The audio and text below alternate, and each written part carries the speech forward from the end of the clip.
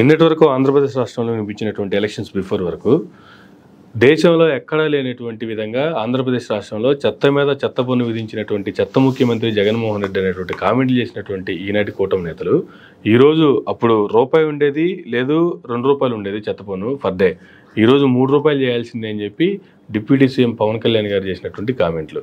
ఇప్పుడు ఏమనాలి సార్, మరి ఏం చెప్తారు అసలు ఈ విషయానికి? నిన్నటి వరకు వాళ్ళు చెప్పేది ఏదో నవ్వుకోవడమే, ఏదో పిచ్చి పండుగ లేదో అంటుంటారు. పోనీవా బాబు, తీసేయడమే అంతే. ఇట్లాంటివన్నీ అధికారంలో రావడానికి ఏమో ఇట్లాంటివన్నీ చెప్తుంటారు. అధికారంలోకి వచ్చిన తర్వాత ఏమో మమ్మల్ని ఏం చేయమంటారు, ఇదిగో ఈ విధంగా అయింది, ప్రజలారా నాకు భయం వేస్తుంది, మీరు సహకరించండి, 3 రూపాయలు చేస్తున్నా ఉంటారు అంతే.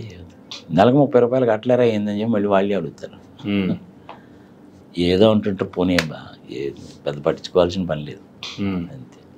ఇవన్నీ ఎందుకు? పోనీ చంద్రబాబు నాయుడు గారు నేను అడిగినే చేస్తాడా సార్? మీరు పథకాలు ఏవి కూడాను ప్రస్తుతానికి ఇవ్వబాకండి. మీరే అన్నారు కదా ఇంతకుముందు, పథకాలు ఇవ్వడం మూలకంగా ప్రజల్ని తిరుగుబోతులను చేశారు, తాగుబోతులను చేశారు, సోమరపోతులను చేశారని మీరే అన్నారు కదా చంద్రబాబు గారు. మీరు ఈ పథకాలన్నింటినీ కూడా పోస్ట్పోన్ చేయండి, 1-2 ఏళ్ళు పోస్ట్పోన్ చేయండి. కానీ మీరు ఏం చేస్తారంటే ఆంధ్రప్రదేశ్లో ఉద్యోగాలు రావాలన్నా, పరిశ్రమలు రావాలన్నా, ట్యాక్స్ రెవెన్యూ అనేటువంటిది రావాలన్నా మీరు పని చేయండి. ఒక్క 5 సంవత్సరాల పాటు మీరు కట్టాల్సిన ఇన్కమ్ ట్యాక్స్ నేను కడతా, మీరు కట్టాల్సిన జిఎస్టీ నేను మీకు రీయింబర్స్ చేస్తా, మీరు వచ్చి పరిశ్రమలు పెట్టుకోండి అని చెప్పమన్న చంద్రబాబు నాయుడు.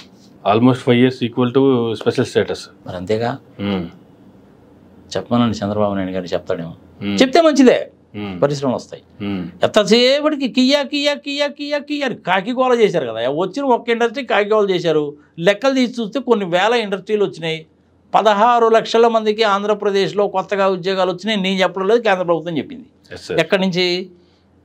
పిఎఫ్ డిపార్ట్మెంట్ నుంచి ఇన్ఫర్మేషన్ తీసుకొని వాళ్ళు చెప్పింది. మరి ఆంధ్రప్రదేశ్లో ఇండస్ట్రీస్ రాలేదా?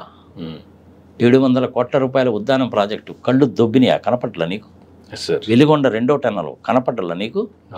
మరి పోలవరం డ్యామ్ 72% అయిపోయిందని చెప్పి నువ్వు చెప్పావు. కాదయ్యా బాబు అని చెప్పి నీతి ఆయోగ్ వాళ్ళు ఇంకొకళ్ళు సంగతి సంవత్సరం పోలవరం అథారిటీ వాళ్ళే చెప్పారు. ఒప్పుకోవాలిగా నువ్వు? మేము ఒప్పుకోం. అదృష్టం ఏంటో తెలిసిన, ఈ సంవత్సరం వర్షాలు బాగా పడ్డాయి. 885 అడుగుల వరకు శ్రీశైలంలో వాటర్ స్టోర్ చేసుకోవచ్చు. 212 టీఎంసీలు ఆల్మోస్ట్ ఫుల్గా వచ్చేసింది. గేట్లు ఎత్తారు. నాగార్జున సాగర్ కూడాను 26 గేట్లు కదా.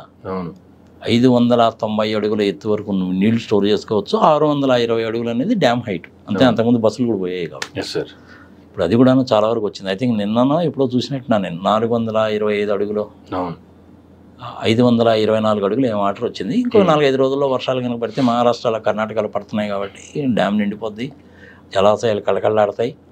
2 పంటలకి నీళ్ళు ఇస్తారా లేదా అన్న సంగతి స్టిల్ నాకైతే డౌటే, కానీ ఒక పంటకి నీళ్ళు మటు గ్యారంటీ వస్తుంది. నార్మల్గా చంద్రబాబు నాయుడు గారికి పేరేంటి? చంద్రబాబు నాయుడు అయితే వర్షాలు పడవని కదా. మరి ఈసారి వర్షాలు పడ్డాయి. సరే పాపం ఏదో అంటూ ఉంటారు, వదిలేలే. కానీ నా ఉద్దేశం ప్రకారం let me tell you very frankly, Chandrababu Naidu గారు నేను విజనరీ జనాలు చుట్టుపక్కల వాళ్ళు అనబట్టి నేను కూడా విజనరీ ఏమో అనుకుంటున్నాడు. కానీ let me tell you very frankly, నిష్పక్షపాతంగా అనుకుందామా, చంద్రబాబు నాయుడు గారు ఆయనే కులంకుషంగా కనుక ఆలోచించుకుంటే 1 పని 2 పనులు చేసినా కానీ చక్కగానే ఉంటాయి. ఈ చుట్టుపక్కల ఉన్న తొట్టి గ్యాంగ్ ఉంది చూసావు, I'm sorry to use this word, especially ఈ 4 దరిద్రపు టీవీ ఛానల్స్ సార్ ఆయనకి చెప్పి ఆయన బుర్ర పాడు చేస్తారనమాట. ఆయన బుర్ర పాడు చేసేసరికి ఆయనకు ఆవేశం పెరిగిపోయి ఆ టక్మని అనేస్తాడు. వీళ్ళందరూ కలిసి నిజంగా ఆయన కొంప ముంచుతారు. చంద్రబాబు నాయుడు గారికి తెలియదు అనుకుంటున్నామేంది 50 పథకాలు ఖర్చు ఇంత అవుద్దని ఆయనకి తెలుసు. కానీ ఏంటంటే ముందు గెలవాలి కదా సార్. తర్వాత సంగతి దేవుడి ముందు మనం గెలవాలి సార్. అది ఈవీఎం లేదో మేనేజ్ చేసి ఆ పని ఏదో మీరు చూసుకోండి, మోడీ గారితో మాట్లాడి 3 ఏళ్ళు ముందు పథకాలు అయితే అనౌన్స్ చేసేయండి. ఆ ల్యాండ్ టైటిలింగ్ యాక్ట్ గురించి ఓదరగొట్టేయండి సార్. మేము ఓదరగొడతాం కదా, మీకు ఎందుకు అవునని చెప్పి మీరు కూడా అనండి అనేసరికి ఆయన కాగితాలు చించేసి ఆయన కూడా చెప్పాడు.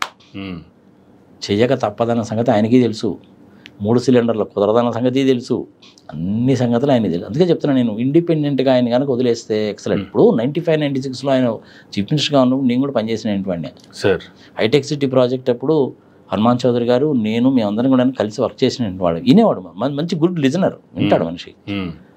కానీ ఆయన విననీయకుండా చేసి ఆయన చేయదలుచుకుంది చేయనీయకుండా చేసింది ఎవరయ్యా అంటే ఈ దిక్కుమాలిన న్యూస్ ఛానల్స్ అను వార్తాపత్రికలే. ఓకే. అంతే. Let me tell you very frankly.